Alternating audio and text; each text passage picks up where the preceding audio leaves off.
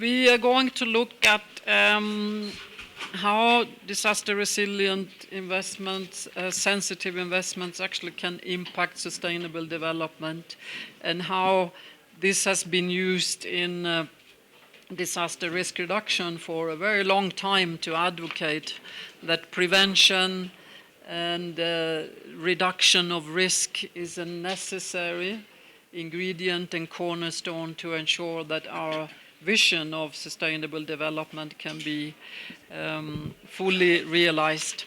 So this afternoon in the panel, before I just share with you a few introductory words, we are very honored that His Excellency Adriano Afonso Malaine from Mozambique is here. And His Excellency is actually Minister of Economy and Finance. And this is normally the ministers who is always missing in action when we discuss these issues. So we are particularly happy that you are here today. So please feel particularly appreciated. Thank you. The ministers of finance tend to run away when we start talking. Yeah, because the budget is the purpose. Yes, I know. So also similarly, Dr. Fernando Aportela, who is the Undersecretary of the Ministry of Finance in Mexico, will join us very shortly. Also a country that tackles these issues very upfront these days, so we are happy that he is here. Then we have, unfortunately, the representative of UNECA, Mr. Carlos Lopez, cannot come because he is engaged with the conference. But instead we have representatives of another couple of important actors on investment. We have Mr. Christoph Puch, who is a practice leader in the Africa Disaster Risk Management team of the World Bank, and of course representing also the GFDRR, the Global Facility for Disaster Risk Reduction. We've got Professor Peter Heed, who is the founder and chief executive officer of the Ecological Sequestration Trust, which I think is a very intriguing name. So we look forward to hear what the Ecological Sequestration Trust is doing. Welcome, Peter. And then we have another part of the financial sector represented here, which is Mr. Sabir Patel. He's the Senior Vice President of Emerging Markets of the International Cooperative and Mutual Insurance Federation. And I think you organize like 40% of the world insurance capability or something. 27 only.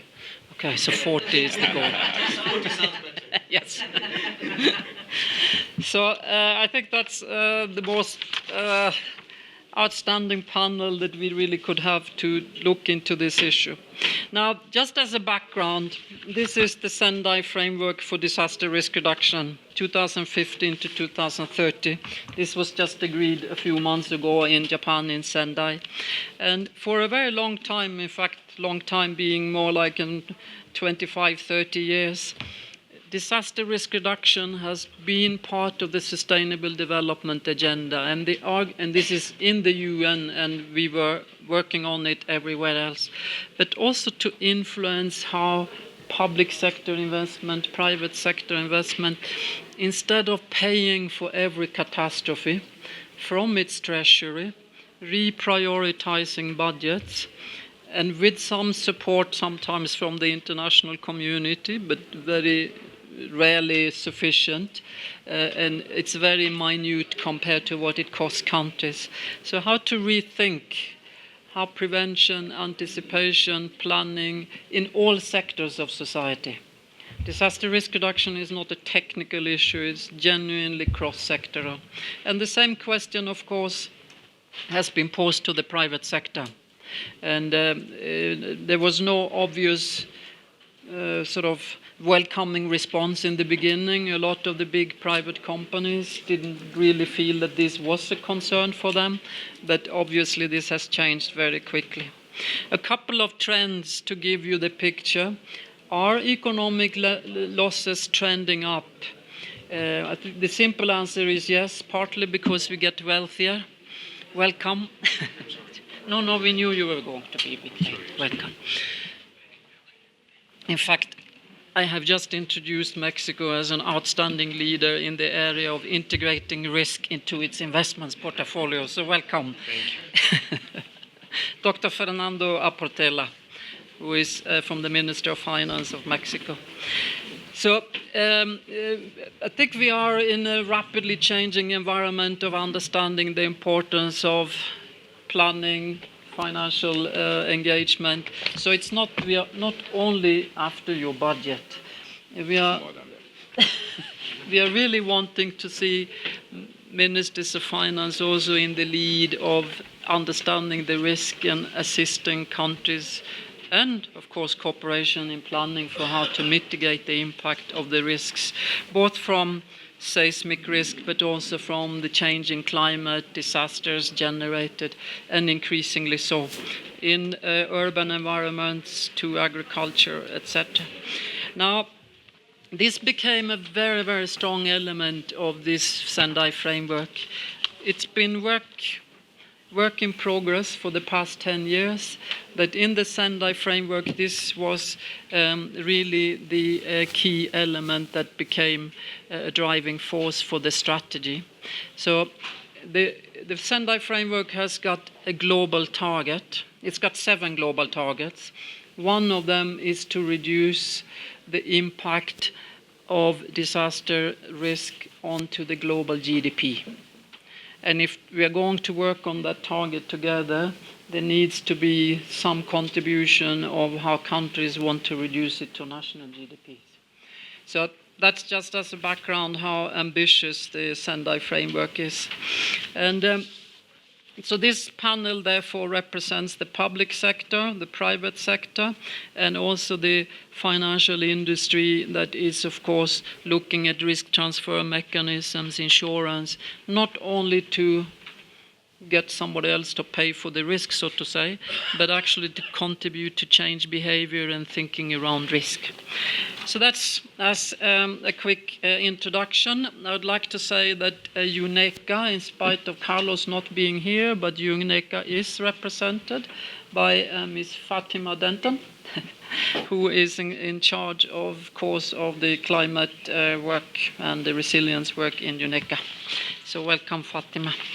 So we will run this around a couple of rounds of questions to our panelists. They will be quite brief, and they have all been given the questions, so they know what I'm going to ask, and then they can choose to reply to the question or say something else important. But the key message really is we want to give you an opportunity to also feed questions to the panelists or contribute to the discussion. So given that, I will start with our 2 government representatives. And the question is, of course, about, in a way, priority 1 of the Sendai framework, the knowledge of risk, understanding risk. So for the time being, in your experiences, how do governments make use of disaster risk information to inform your public investment decisions? And in your experience, how has that worked so far? And is there anything you would like to immediately highlight to us? And I'll ask you, Minister, to take the floor first and get there. Thank you, Madam Moderator. And I thought that it would be the second one because you're using alphabetical names. But thank you for inviting us to join this important panel to discuss this important issue. Of course, coming from Mozambique, I think that instead of giving a reply, I should give you a little background with how where we start and where we stand today. For example, the study that the government prepared show us that since 1956 to 2008, there are a lot of frequencies in terms of natural disasters. But if we take these indicators, statistical indicator, we concluded that 30% of that was related with floods, 27% of that epidemics, and 19 of that cyclone. And also you have 9% of other thing, but drought is 15%, and 9% you have that in other disasters. So Having this situation, the priority number one was to set up an institution to deal with this issue. First, dealing with the disaster management, because that was our priority at that time. And we went to 2005, and then we start incorporating the disaster risk management. So we set up a national institute we call National Institute for Disaster Management. With this institute is comprised or is managed by Prime Minister. At the political level, you have prime ministers, you have relevant members of cabinet, and then you have what we call operational institution, like a National Center for Operational Activities, we call SINAI. And also we incorporate a civil society, UNAPROC, we call that UNAPROC. And then you have at the very best level, district level, and local, around 7,000 members of that mechanism. And also you have, from that 7,000, you have 11,000 members linked. So you have a government, you have a private sector, you have a civil society and community, but also you have the international partners who used to finance us.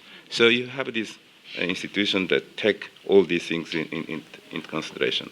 In 2000, now, a 5 years program, government program, we now incorporate the concept of resilience. So it's part of our planning to have this issue of natural disaster as a very important, because we understand that the income per capita is not enough, because you have vulnerability. So we have to take this issue into consideration of long-term planning. So today, resilience is very important. So you have the mechanism that is divided in two areas. One is what we call a natural disaster. In terms of our institution, natural disaster. And we have another part what we call a man-made hazard.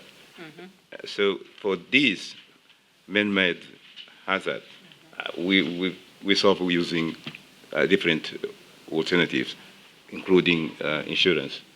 But for this natural disaster, tsunamis, all these things, mm-hmm. we still have a problem to accommodate. And I think that this is the point, a very important point to hear from you, how we can deal with this, because we want not just to prevent, but also we want to be sure that tomorrow what we are doing it will be sustainable. That's some indicator that I would like to share, and I thought that would be important for our discussion before we start. Good, thank you. That's a very good start, actually, because you outlined that your natural hazards are not yet covered by any financial planning instruments. Dr. Portela, please. Well, first of all, thank you very much for the invitation. Sorry again for being late here, because I was giving the speech at the plenary. The first thing that I want to say about disaster risk and is a general comment on how our public finances across the world and across the countries are not really well prepared to face what we are experiencing now. With the climate change, basically what has happened is taking out earthquakes, other type of disasters, but disasters related to climate change actually are increasingly more expensive every time. And now what you see in our public finances, at least for the case of Mexico, is that they are not really very well prepared to cope with that situation. And that's true for the federal level, for the state level, and for the municipal level. So we have, at least in our experience, we have invested a lot on the not on adaptation or preventive measures, but most on the relief after the disaster happened. And it's the case that adaptation to climate change is very important in order to reduce the effects of the natural disasters in our public finances. So one very important point that you are asking is what to do with that information that we are receiving. And the information is key in order to have a better adaptation to climate change. Have, for example, a better use of that information at the municipal level and the lower level of government, so that people are not built close to rivers or close to areas where disasters have higher effects. That is important. Obviously, another important use of the data is to have better risk modeling. If you want to have the private sector coming into taking some of the risks and try to reinsure and to insure those risks, you have to have these models, these models that actually evaluate the risk that you are facing, and that gets to the question on having or to the point of having risk atlas across your country. We have a federal risk atlas, but the thing is that you have to have municipal at the local level risk atlas.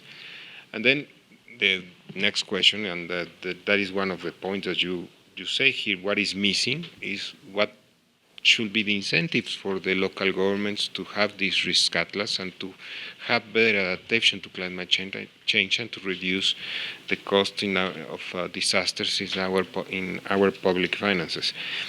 We have a long experience trying to have more participation of the private sector and try to share the risk of disasters to the private sector. We have some initiatives which have been positive. For example, Fonden, which is a fund in which the government actually has some money there, and we take the first losses in most of the disasters. And then we have it's like a co-insurance policy with the private sector. Then the private sector enters after some minimum payment that we have to do using the fund. We have renovated that policy every year since the last 7 to 8 years. This year we just renewed the policy in June, and we are covered for the next 12 months. And usually what we have in the fund is around $1 billion to $2 billion, and we spent every year we spent with private sector in the insurance policy. We spend something like around 80 to $100 million, depending on the insurance policy that we are getting. It has been a positive experience. We also have what is called the Catastrophic Bonds, which is an initiative using the stock market, the market to do this type of instruments, financial instruments to cope with this type of risk. But this is evolving, and obviously the better data you have and the better use and incentives that you have for the local governments in order to have better adaptation to climate change will be positive for our public finances. Thank you very much for that. I think already in my mind I have a few questions to you afterwards, and I'm sure others as well. So let's accumulate that, but to give space to that afterwards. So that's some of the ideas maybe that the minister would like to explore a bit later. Now we'll go to the international institutions and a few questions that relate to your role. And first, I'll field the question to the World Bank and then the same one to UNECA, in fact. And it links very much to what Dr. Portela just said. And the question is how to develop and to support countries to develop accessible and efficient data generation systems. And how then can we use these very concretely to promote these investments? Because data is what everyone is talking about now, and either we don't make enough progress or we don't make it enough systematically. So, Christophe, first your thoughts from maybe the World Bank's perspective. Thanks a lot, Margareta. And before I maybe share our perspectives on this topic, let me also congratulate ISTR on the Sendai framework. What we very much appreciate, that the priorities are very operational and helps to guide the engagement, because these are the various elements you need in order to manage disasters. And we're having leaders in every kind of continent and region. I mean, Mozambique shows a very strong commitment to the disaster risk management and climate adaptation agenda, as was presented here. Mexico is a leader on risk financing, where we are looking very often to learn from that. And what we have seen over the time, and there was some kind of a policy shift and engagement shift. I mean, when you would have looked 30 years back at the World Bank, there were disaster occurred, and you had to reconstruct, and you just reconstructed what was damaged. And then in order to kind of prevent future losses, it was clear without understanding what is actually at risk, there's no way to go forward. And initially, a lot of the kind of modeling, the thinking was used also from the reinsurance financing industry. We started to apply probabilistic risk modeling to understanding the contingent liability, to particularly having a educated discussion with Ministry of Finance. And as you said, they are kind of the decision makers. And it's very important to understand this.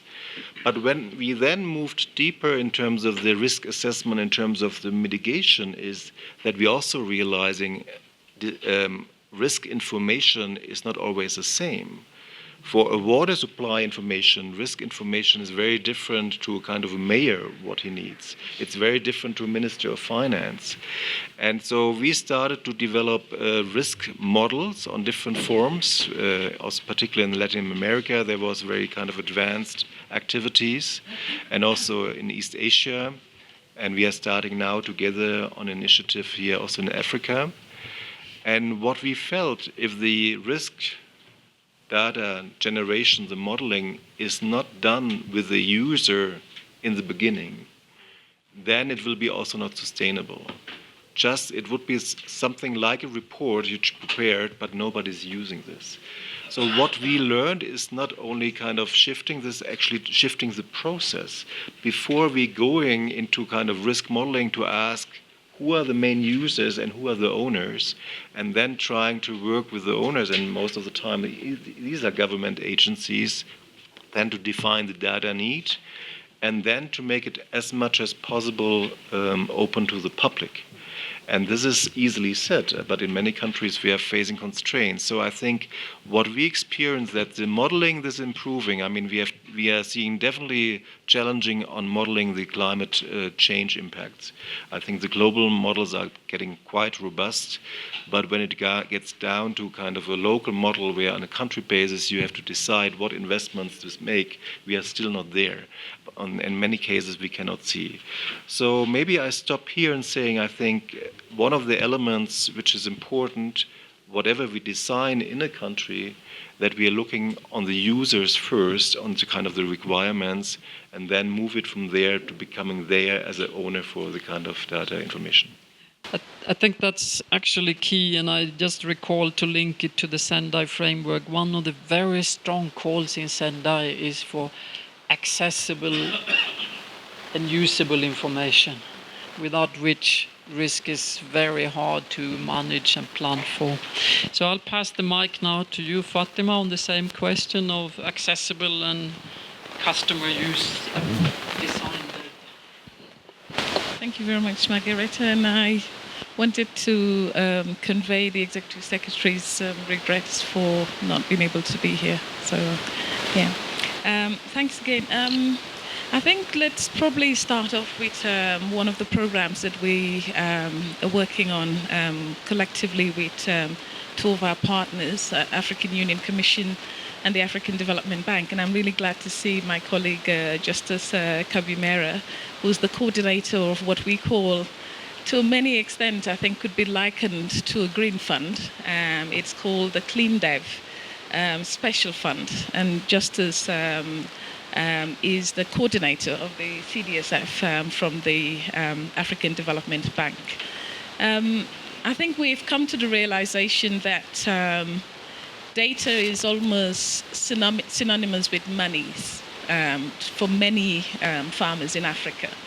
In fact, I had one experience in Senegal when a lady came up to me and said, it was a project that was going to work on data, accessibility, and as well as how the data can be utilized.